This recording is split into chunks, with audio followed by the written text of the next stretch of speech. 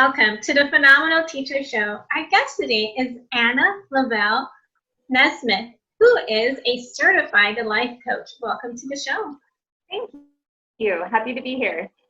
I'd like to start off by asking you, who was your favorite teacher growing up and what made them special to you? Well, her name was Frodo Oculum, and she is a professor at Portland State University, and so I found her later in life. But she, to this day, still is really powerfully impacting me with the intention of love and just kindness and accepting everybody. And she was a big catalyst for me to get to where I am today with my life coaching. So is that something that you've always knew that you wanted to do, was life coaching, or how did you fall into this area of profession? Well, I went to, like I said, Portland State University, and I got a degree, a bachelor's of science in psychology. And my intention at first was to become a child psychologist, but I volunteered at a child center out here, and it was so heartbreaking. I just knew I couldn't leave that at work and not take it home. And so then I was going to become an attorney. And I took my LSATs, and I was about to, go to a law school. But my husband and we were engaged at the time. And there was just so much to do that I realized he was planning our wedding and I wasn't involved. And it gave me perspective, like, this will be our marriage if I do this right now. And so I've always known I wanted to help people. And so anyhow, I got pregnant with my twins. And when I was at a law firm, I just was like, how can I serve my purpose, but not in such a heavy way with children. And it just all of a sudden one day I was like, a life coach can still help, but it doesn't have to be, like I'm not a counselor. So the people who come to me are already in a mental space of like, okay, this is my goal. This is what I want to do. I just need extra support and love and just perspective. And so that's kind of how I fell into it, was just all these different avenues I was like going to try. And then it was just, you need to be a life coach. And I was like, okay, message received. So when people approach you, like for example, a teacher might come to you and say, I have some issues, I don't know where to start. Is there certain questions that they can ask themselves to really gain this perspective of, clarity that they might need or assistance to get through whatever hardship that they're going through? Well, I mean, yes and no. Sometimes it takes a person to hear what they're feeling or what they're thinking before a question can kind of be presented. I suppose, and there's so many levels of the emotional attachment to whatever the situation is. So to tell you that there's a question that they could ask themselves, I guess a good question is, will this matter to me in 5 years? Will it affect me in the long run?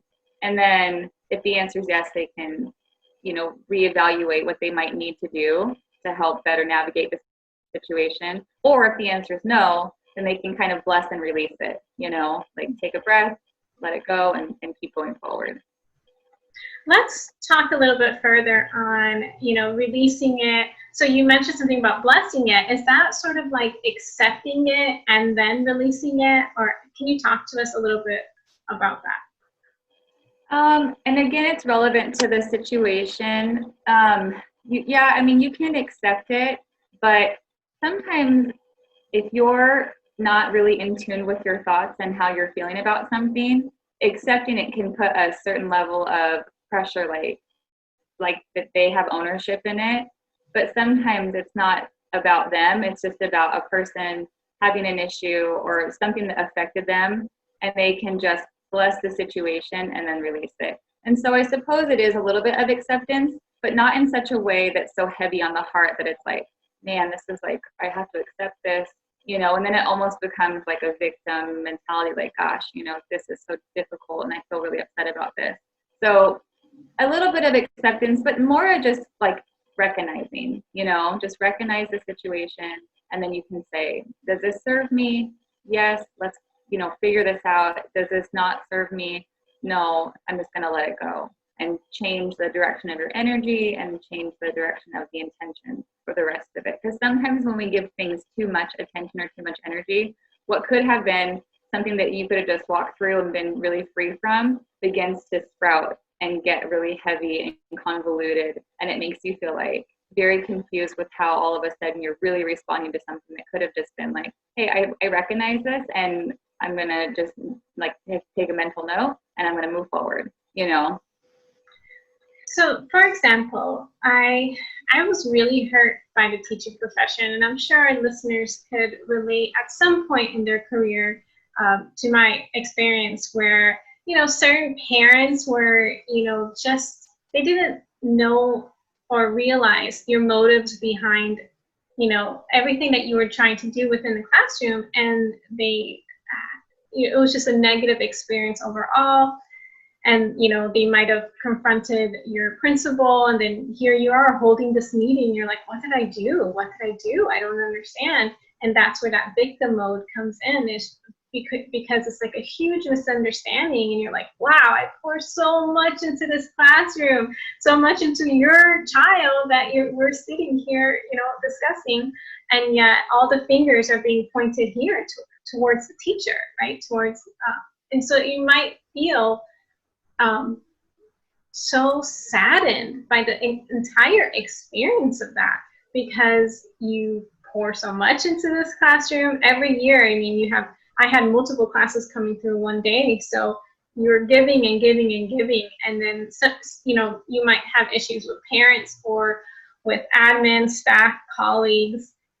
So how can we sort of make peace with those experiences, knowing that maybe it was unintentionally caused by us somehow, that we're just not aware of, and how can we just make peace with that whole situation? Well, sometimes you just have to focus on, well, I think first of all, there's a little bit of a process. Like, you have to offer yourself the space to recognize that if your intention was truly good, and I'm sure it was, because teachers are really amazing. I volunteer in my kids' classroom, and I couldn't do. It's amazing what teachers do. But knowing that your intentions were always so pure and good, and with the best intentions for those children, because that's why you went into the profession, is to help grow, to encourage, support. And if you truly can find that your intentions were always really solid and remained in alignment with your vocation of why you were there in the first place, then that can offer a little bit of grace in yourself, because knowing that you never meant to upset or hurt or make a person feel any way besides supported and cared for can give you that self-confidence of, but I know my heart was good. Yes, that person has hurt my feelings because they were saying things that they didn't clearly understand. They were only getting the perspective of the situation. They weren't in the classroom, witnessing how it works, how all the working variables that are going on constantly in a classroom. If they can't recognize all of that, then you just have to offer a space of forgiveness, because, by nature, humans, we all just have our issues and we're imperfect. And so knowing that probably whatever was happening in that situation with those parents and all the admin and stuff, it's more about them than it is about you. You know what I mean? It's like a reflection on how they're feeling and what they're going through. And so sometimes we have to just alleviate ourselves by saying, this isn't really about me, because I'm so clear on my intention of what I'm doing and why I'm doing this, that knowing that they're feeling this way, I can offer forgiveness, because it's not totally about me. I'm involved because I'm a natural byproduct of what the situation is because of the setting, but it's not really about you, because I'm sure that there weren't a lot of people constantly coming and saying, hey, we need to have meetings and we have to. And so even though it hurts so bad because it's your passion and it's something that you love so much, you can kind of use it as an opportunity to exercise your emotional muscles. You get to exercise forgiveness and say, I forgive them for the feelings I felt by being hurt. I forgive them by their accusations. And with that forgiveness, you get to say, I am free of the situation, and that hurt that I feel still is gone. Like, you have that power within yourself to be free of it. And just know that, you know, you might even want to offer like positive thoughts towards those people too, because I know for myself, if I'm feeling really jaded or hurt by somebody, I will force myself to think about like kindness for them, or really try to put an intention forward to them to help feed their soul. And with that, I'm letting go, and I'm moving forward, and I'm seeing that, yeah, there was a lot of emotion and there was pain, but really that reflects on how much more painful they're feeling inside, and how much more frustrated or hurt or angry, because all we ever see from people is it's really in their mind, and then they are projecting it out. And so even though if that projection gets turned on us sometimes, and it makes it really personal, and you feel like, well, oh my gosh, like what, this is not, well, that's not what I was thinking, this is not the intention. It's really, sometimes just it falls on deaf ears, because they get so in their mind that you can't even come to a successful conclusion of a conversation, you know. And when it comes to children, you know, parents are emotional anyway. I mean, I know for a fact. And so in that space of offering forgiveness to them, knowing that you had all of the best intentions for that child and those children, knowing that within your heart, you can be free, because the goodness that you were offering was received in that child, no matter what that one isolated circumstance caused with the heart. Just trust yourself and trust that you were doing the right thing, and that you meant all the best for those children. And you can just offer maybe, you know, some positive thoughts for those people who were hurting you and making you feel like you did something wrong, and just let it, you know, try to free yourself, intentionally liberate and be free, because you really have that power within yourself. And the politics of school with parents and just principals and everything, it's so much. So to try to, because you don't want to carry that with you, you know what I mean, for the rest of your life. It's like trying to like take a backpack and put it on your back and walk around with it forever, and never letting go of it. And then all of a sudden your posture begins to change. And then all of a sudden you like feel heavy, and you're feeling heavier and heavier, and hills become harder, because that weight of the pain is so intense that you feel like, I mean, it really can take you down.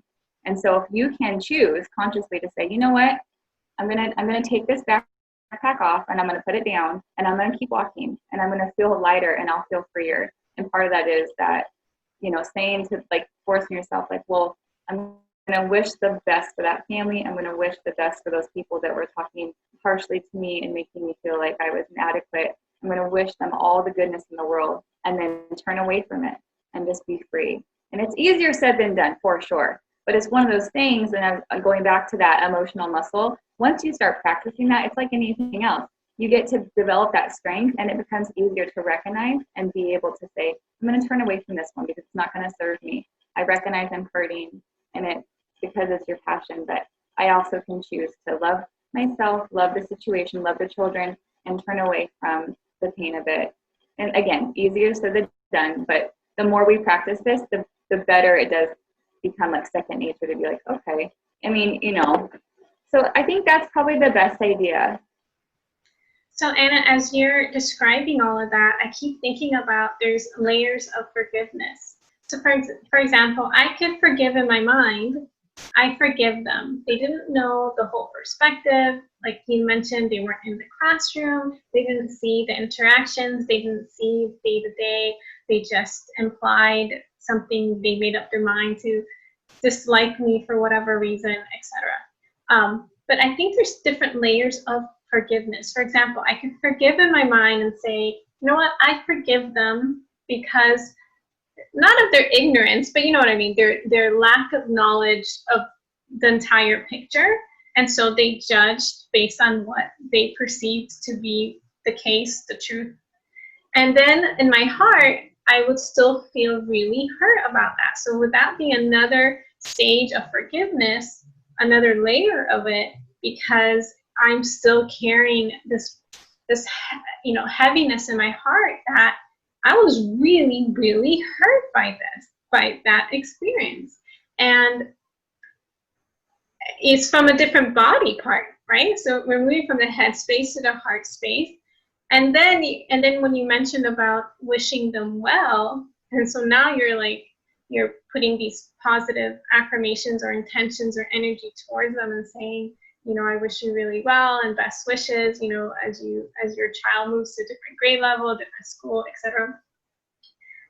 So can you talk to us, about how to go from just saying, I forgive you and I forgive them, to feeling truthfully forgiveness, where we could feel that freedom of no longer carrying it on our backpack and having it continue to accumulate over the years. Because there are teachers, reaching 20, 25 years as a profession. I can only imagine the amount of baggage that they are carrying on their shoulders.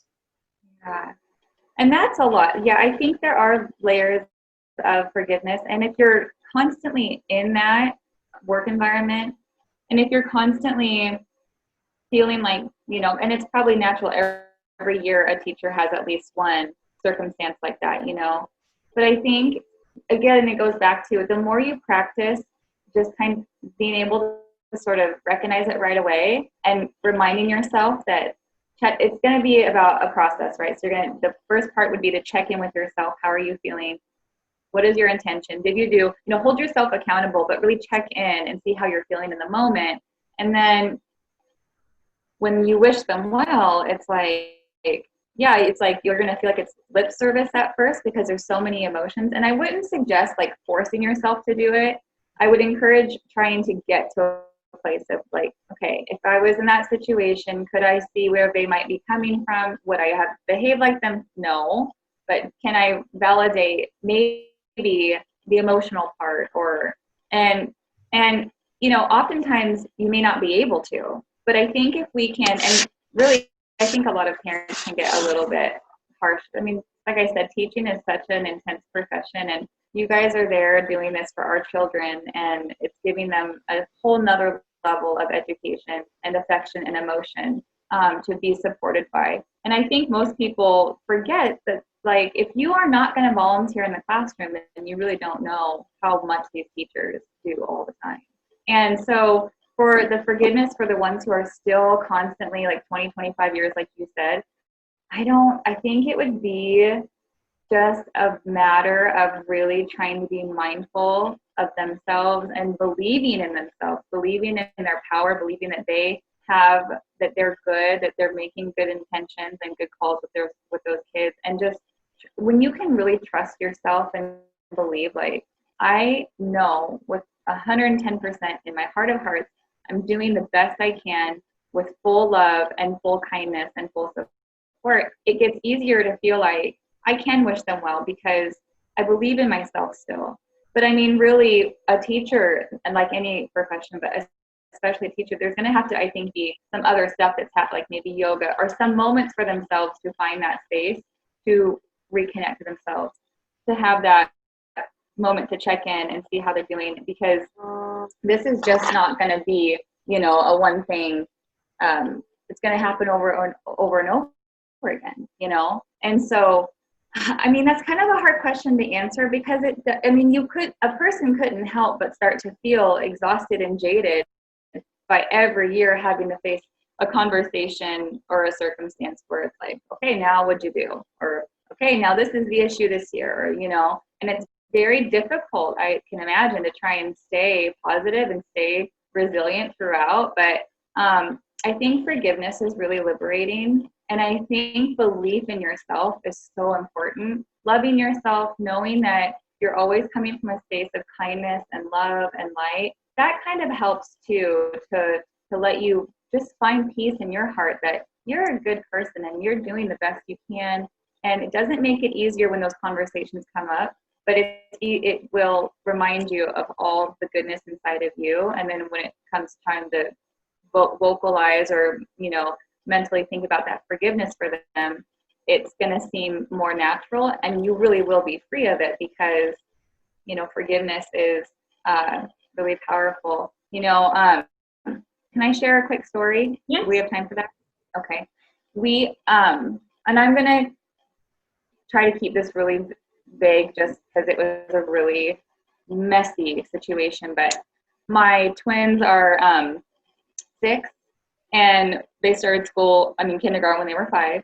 And one of my boys, there was a substitute teacher, and one of my boys got locked out of the school because he had forgotten his jacket, or his brother did, outside, and he was going to go get it. And anyhow, there was a substitute teacher, like I said. Well, anyway, my son, we live close to the school, but we live like on kind of a very, very busy road. And anyhow, my son started to walk home, my 5-year-old, and a stranger found him and brought him back to school. And I went to go, like, the principal and I had a huge conversation. And when I went to go pick up my son, I walked them to the classroom to get their backpacks and get my other son out and take him home. And the substitute teacher was dishonest with the situation because she had said he'd only been gone 5 minutes, but we actually had my son walk the principal and I as far as he walked, and I timed it with my phone, so it was like a 15-minute walk. And she was like, he was only gone for 5 minutes, and I said, well, I'm just telling you that he was gone for a minimum of 15 because we just took that walk. And she was so volatile towards me. She was just awful to me, and I felt like, I was like crying because come on, a stranger just found my 5-year-old and took him back to school. Like, that's so scary. Yeah. And it took me so long to forgive her, because it was like my child, like, they're everything to me. And I was never rude to her. I would never talk against her. I didn't go around gossiping and telling anybody what happened. Like, nobody in my community knows it happened, because what purpose would that serve, But I finally got to a place where I could forgive her, but I still wouldn't want her to be my child substitute. But I'm not angry with her anymore. And it was one of those things where I took this meditation, and the guy said, close your eyes and think of something that you love. Think of someone you love and wish them all the light and love in the world. Okay, feel that feeling, feel that joy, feel that love, and wish all of that for them. Now, imagine someone who you aren't a fan of, or someone who you don't like as much. And honestly, that woman was the only person who I have in my life that I'm not a fan of. And I had to visualize her and be like, I wish you all this light, all this love, all this kindness, everything that will help your soul grow. I give that to you. As much as I gave it to the person who I was envisioning, who I love so much, I gave that same energy to her. And it was like, after that, I felt like, wow, I had been carrying that for like a year, that I hadn't forgiven her. And after that powerful idea, and it's a simple technique once you hear about it, not simple to do necessarily, but it doesn't take a long time. But anyhow, I just realized that my heart had become so heavy and so dark because of that.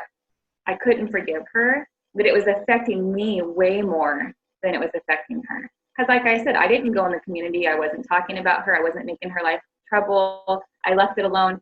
But I was suffering inside. And it was a choice I finally had to make of,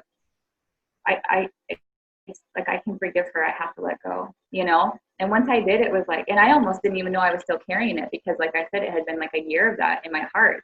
But once I let it go, I was like back on balance, And so it is a process. Forgiveness is really a process, but it's so powerful, because what we find is when we carry that heaviness in our heart, it's affecting us way more than it is anybody else. And so we have to choose for ourselves. Do we want to be free of that and let go? Or do we want to hold on to it and let it weigh us down and cause turmoil in our minds, in our body, in our relationships? And so Anna, when you see the substitute teacher in your case, or a teacher might still have association with, either the staff member, the colleague, the parent, student, and then it re-triggers some sort of discomfort feeling. So for example, I thought, for instance, my situation, I did a lot of prayer and I tried to forgive. And then I was like, from their perspective, I could see why they would get this upset. I try to place myself in their shoes, etc., even though I wouldn't have behaved that way or said those things, especially especially with my principal right there, etc. But anyways, and then something got triggered and you see them again and you're like, oh, that same kind of like anxious feeling overwhelms you, like, oh my God, like there they are. Or Anna, in your case, there's the substitute down the hall. Do you, after you did that process of sending her all of this light and love, was it like 100% cleared, or do you still sometimes find that you still have some sort of feeling towards that? And if you do have that feeling, do you have to do the process again and again until it's like 100% clear? Well, no. So for that full year that I would see her, because she was still very active in the school, because her kids, she has kids and they go there too. And for that first little while when I'd see her, oh man, my energy would just like skyrocket and I'd feel super anxious and upset and like, how dare you even be allowed in here? And after I did that process with the meditation and forgiveness for her, I actually, it's funny, I actually was able to see her and not react emotionally. And then I just felt like she's just like irrelevant to my emotions now. Like, now I will say that if I'm having a rough day mentally or emotionally, or if something's going on, or if I'm feeling like more anxious because of like just the way the world can turn sometimes, if I see her, then I will sometimes, you can feel that slip of like, ugh, and then I have to check in with myself really quick and say, okay, why did I feel this way? What is it that's going on with me today that made me feel like that vulnerable and raw? And then I have to sort of sort it out myself and feel like, okay, if my mental state was a little bit off today because of hormones or emotions or just, then I can validate, okay, I still have that forgiveness in me. I don't have anger towards her. I didn't really feel anything beyond like, ugh. Whereas before, when I'm feeling really solid, I'm like, oh, I mean, she just can't even like affect you really, So, but I've never had to go back through that process of the meditation and forgiveness, intentional forgiveness for her, because really, like, once if you're gonna do it and you're doing it truly with like raw vulnerability to really let go, and the intention is to finally be free, it's like once it's gone, it's gone. And it really is, you really do like set yourself free. And that's the most powerful thing that any of us can do, is remind ourselves that we truly have the power always to set ourselves free. And forgiveness can do that, but also love for yourself, love for the child that you have worked with, shifting that energy of, gosh, that parent and that principal, they really hurt me. And I feel so upset because every time I see them, I'm like, I just want to say, like, nothing that you said to me was true.